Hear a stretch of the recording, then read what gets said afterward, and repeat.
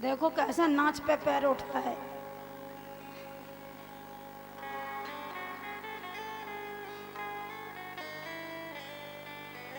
इनको तो नाच ही अच्छा लगता है।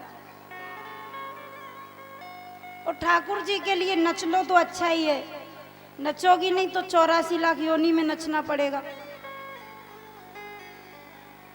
भगवान के नाम में नच लो, अच्छी बात है। राधे राधे जोर से बोल दो।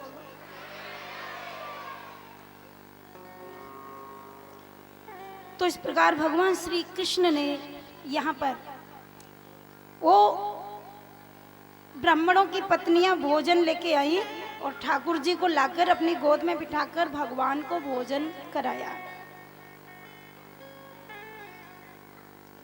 धन्य है, धन्य है। किसी किसी के भाग्य में ऐसा अवसर होता है, कोई भाग्यशाली होते हैं। तो यहाँ भगवान ने भोग स्वीकार किया, आशीर्वाद दिया, जाओ अब तुम घर जाओ। उन चौबाइनों ने कहा यदि हम घर जाएंगे तो अब हमें घर पे कोई रखेगा नहीं, हमारा कोई सम्मान नहीं करेगा। भगवान ने कहा तुम चिंता मत करो, तुम हमसे मिलके जा रही हो ना, जिनके पैर तुम छूती थी वो भी तुम्हारे पैर छुएंगे।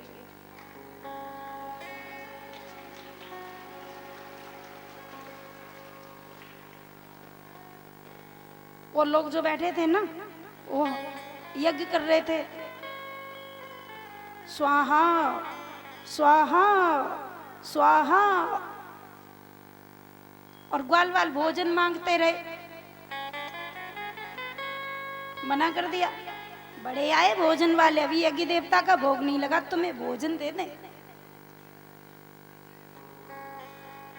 भगवान को पहचान नहीं पाया, स्वयं भगवान ने अपने सेवकों को भेजा और देखो वंचित रह गए, सेवा नहीं कर पाई।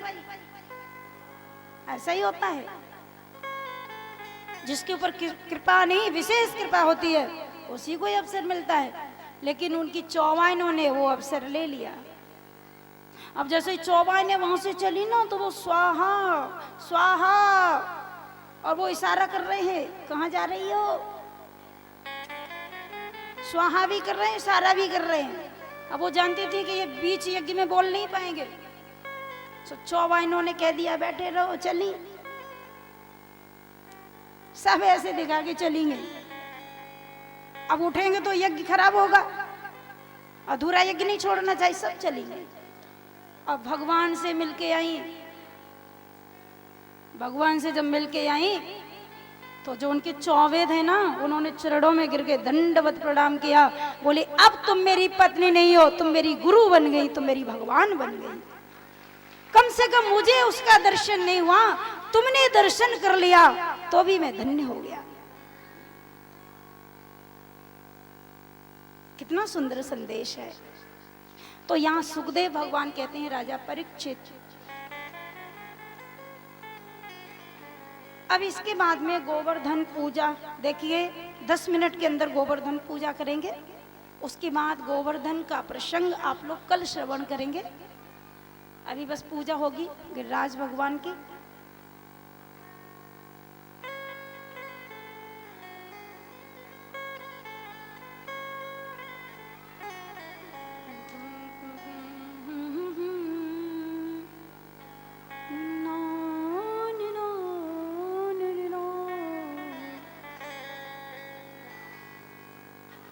एक दिन देखा भगवान श्री कृष्ण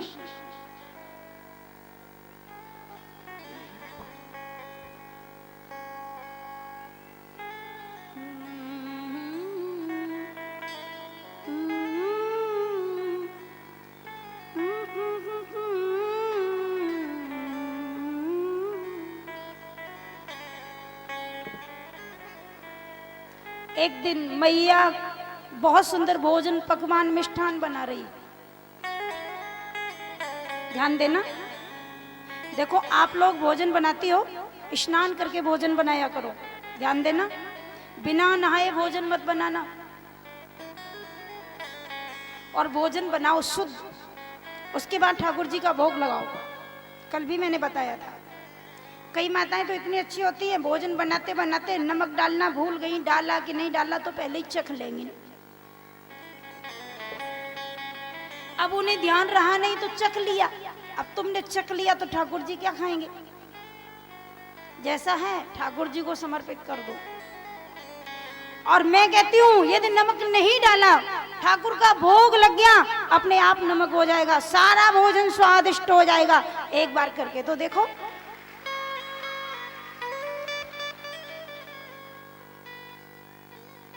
एक तुलसी दल छोड़ो, तुलसी के बिना भगवान भोग नहीं लगाते। तुलसी दल के बिना ठाकुर जी भोग नहीं लगाते। 56 भोग हो लेकिन तुलसी दल न डालो, ठाकुर जी को स्वीकार नहीं। स्नान करके भोजन बनाइए। कई माताएं तो ऐसे होते हैं, जल्दी था, बच्चे स्कूल जा रहे, बिना नहाई कुकर चढ़ा दिया।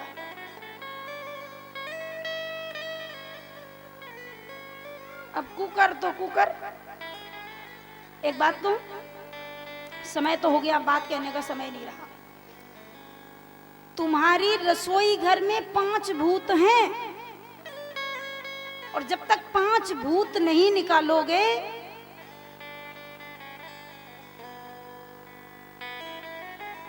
अरे राम राम राम,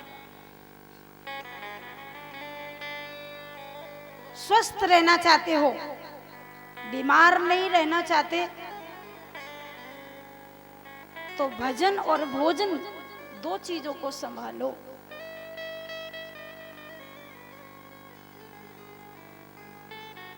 भजन भी बिगड़ गया, भोजन भी बिगड़ गया।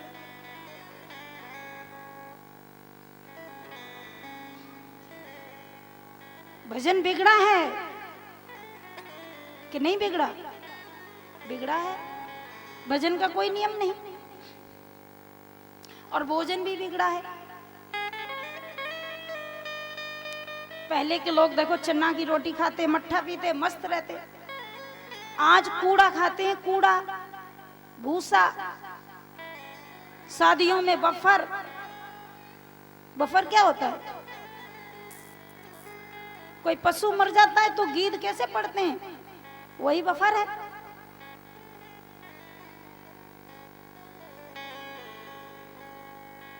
एक बात कहूं, पहले देखो शादियों में कितना बढ़िया भोजन बनता था। राम जी के विवाह में तो लिखा है, सुपूदन सुरभि सर्प सुंदर साध पुनीत, छनमो सबके परसुगे चतुर स्वार विनीत।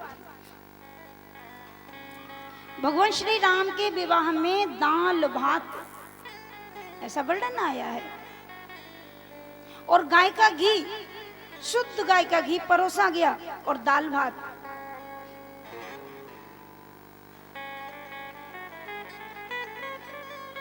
पहले जो भोजन बनता था उसका भी संदेश मिलता था, उससे भी हमें शिक्षा मिलती थी। पहले दाल भात को मिला के खाया जाता था। दाल भात को मिला के खाते हो कि नहीं? अब बनती है पूड़ी कचौड़ी तो तोड़ तोड़ के खाई जाती है, मिला के नहीं खाई जाती।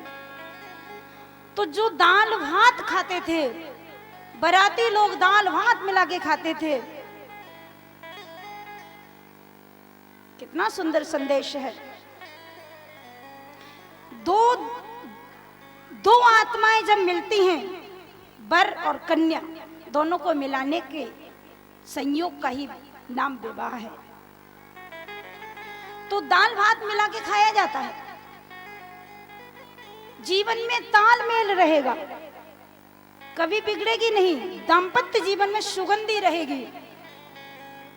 और अब पूड़ी कचौड़ी तोड़ तोड़ के खाओ तो तोड़ा तोड़ी तो वही हो गई। खैर अब समय नहीं है, मैं बहुत कुछ सुनाऊंगी आपको 2 दिन के अंदर। अब देखो भैया, एक बात कह दूं, मुझे तो सिगरेट की बदबू आ रही है, कोई पी रहा है, बहुत ज्यादा आ रही है। इतनी अच्छी कथा फिर भी सिगरेट खींच ले गई। एक आदमी के अंदर कितना वजन होता है? कम से कम 50 किलो तो होगा ही। और सिगरेट कितनी बड़ी होती है? इतनी बड़ी। 50 किलो वाले को खींच ले जाती है। चल, अरे राम राम राम, इतने कमजोर हो तुम लोग।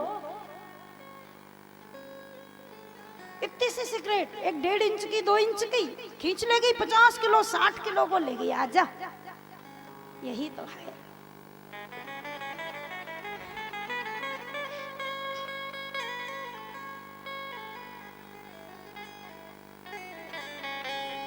ये तो सब जानते मैं शराबी नहीं, फिर भी कोई पिलाए तो मैं क्या करूं।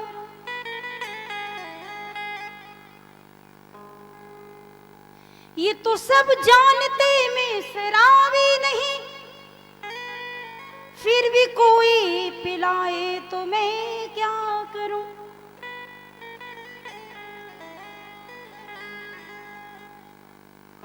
आप भी पियो क्या?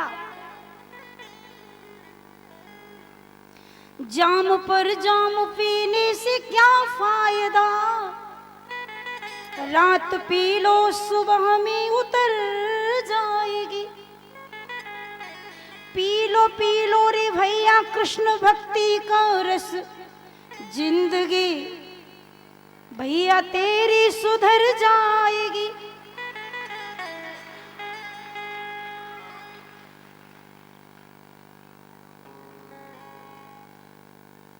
देखो बहुत पीने वाले हुए, तुलसी जी ने पिया, सुखदेव जी ने पिया, नारद ने पिया, ध्रुव जी ने पिया, प्रहलाद ने पिया, हम सब ने पिया और आपको भी पिला रहे हैं क्या?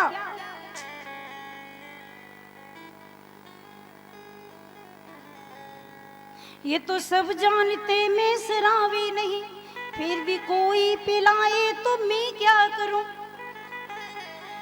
मेरी रग रग में है कृष्ण भक्ति का रस, तुम्हारी समझ में न आए तो मैं क्या करूं।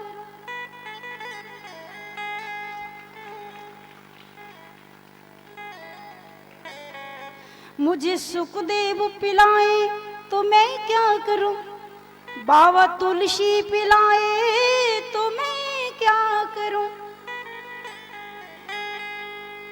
बड़े बड़े संत ऋषि मुनि रोज पिला रहे हैं, पियो। अतः पिबंतु सद्भाग्या मामा मुंचित कर, इतना पियो कि बस एक बार पीने के बाद दोबारा न पीना पड़े।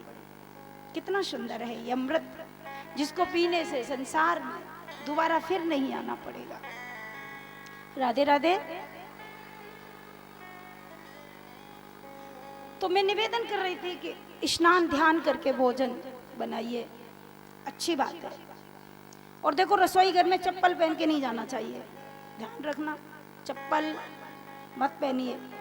आपको पहनी है तो लकड़ी वाली खड़ा हूं जो मैं पहनती हूँ उसको मंगाओ, खूब पहनो आराम से। माताएं तो ऐसी अच्छी होती हैं, वो रसोई वाली चप्पल हमारी अलग है, वो रसोई की चप्पल है।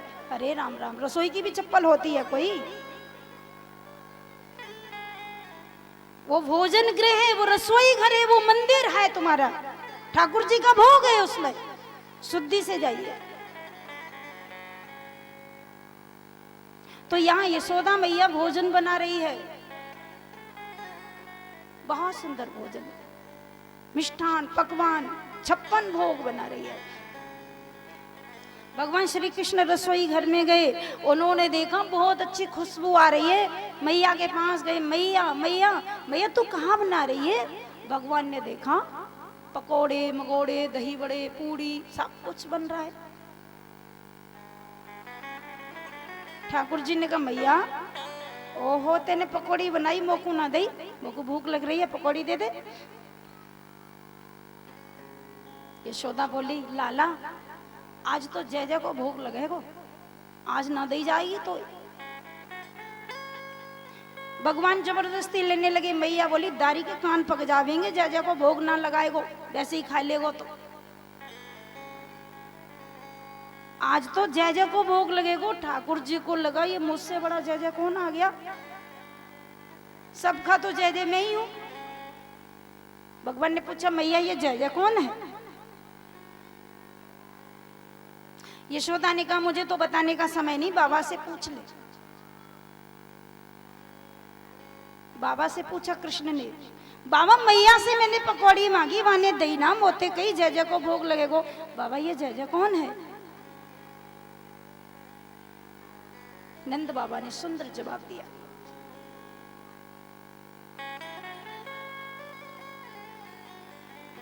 कथितं मे पिता कोयं संभ्रमो वै उपागता किं फलं कस्य चोद्दिश्य केन वा साध्यते महः।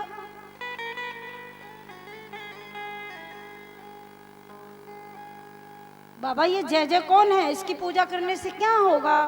तुम किसकी पूजा करने की तैयारी में हो? मैया ये भोग बना रही है, इससे किसका भोग लगाएगी?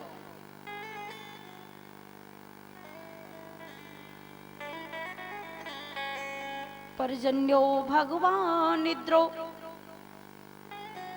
मेघातस्यात्ममूर्तयः। बहुत सुंदर जवाब दिया नंद बाबा ने।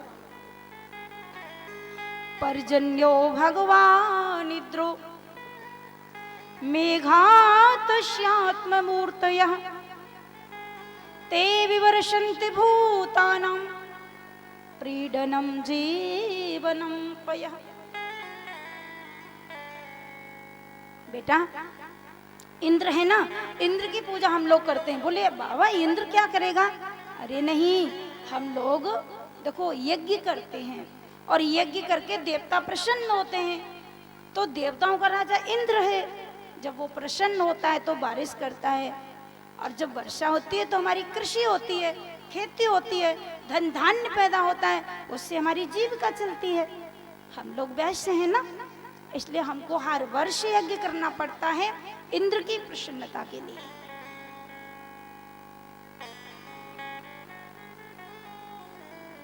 भगवान श्री कृष्ण ने कहा कि आप यज्ञ करते हो, उसकी पूजा करते हो, तब वो खुश होता है, तब पानी बरसाता है। ऐसा कोई देवता होता है क्या? देवता तो वो होता है जो बिना मतलब बिना कारण भी कृपा करे। और यदि आप उसकी पूजा नहीं करेंगे तो नंद बाबा ने कहा पूजा नहीं करेंगे तो पानी नहीं बरसाएगा, हम लोग भूखों मर जाएंगे। तो कृष्ण ने कहा यदि आप पूजा नहीं करेंगे तो वो पानी नहीं बरसाएगा, फिर हम लोग भूखों मर जाएंगे। ऐसा देवता नहीं है, ऐसा तो राक्षस होता है।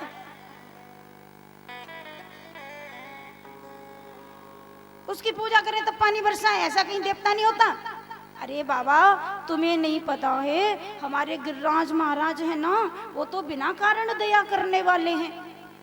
देखो गिरिराज की तलैटी में गैया चरती हैं, गिरिराज की तलैटी में हम सब लोग धन धान्य पैदा करते हैं, और गिरिराज महाराज तो हमारे ब्रज के इष्ट देवता हैं, वो सारे ब्रजवासियों की रक्षा करते हैं। उनकी कभी तुमने पूजा नहीं की, अब की बार उन्हीं की पूजा कर लो।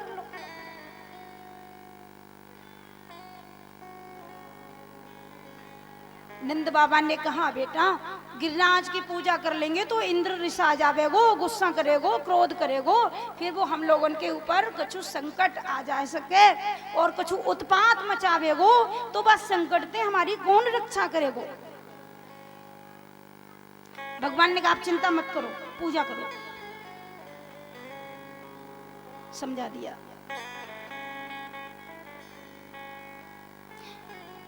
ब्रजवासियों ने कहा तेरे गिरिराज की पूजा तो कर लेंगे, पहले मेरी बात सुन ले। तेरो गिरिराज प्रकट है कि भोग लगावेगो तो मानेंगे कि तेरो गिरिराज सच्चो है, ना तो झूठो है। ठाकुर जी ने कही तुम्हारो इंद्र कभू आयो है, साक्षात आए के बहाने भोग लगायो है? बोले बहाने तो लाला कभू ना लगायो। ठाकुर जी ने कहा चिंता मत करो, मेरो गिरिराज प्रकट है कि भोग लगावेगो तब तो मानोगे सच्चो है। चलो आप सब लोग पूजा करने चले।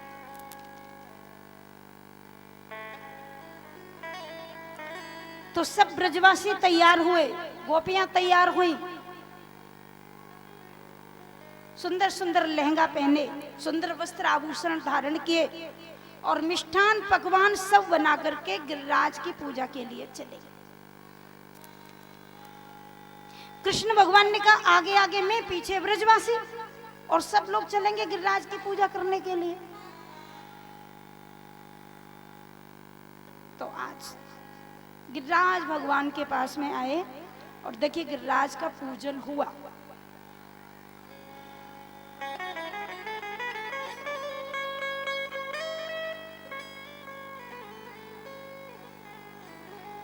श्री गोवर्धन धरम वंदे गोपालम गोपीरूपिणम गोकुलोत्सव में शानम गोविंदम गोपिका प्रियम।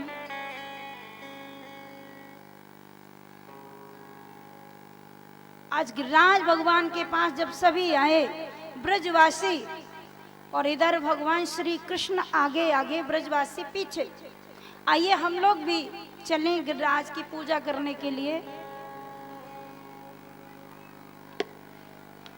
गिरिराज धरण भगवान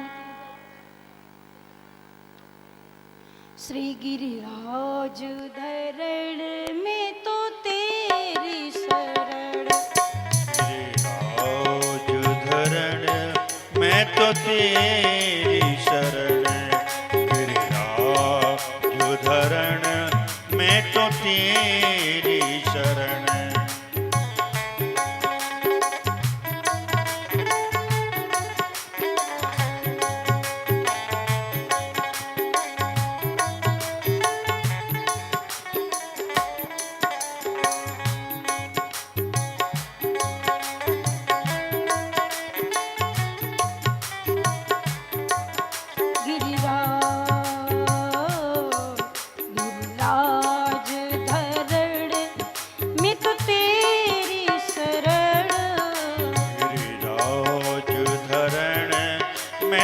तेरी शरण, गिरिराज धरण मैं तो तेरी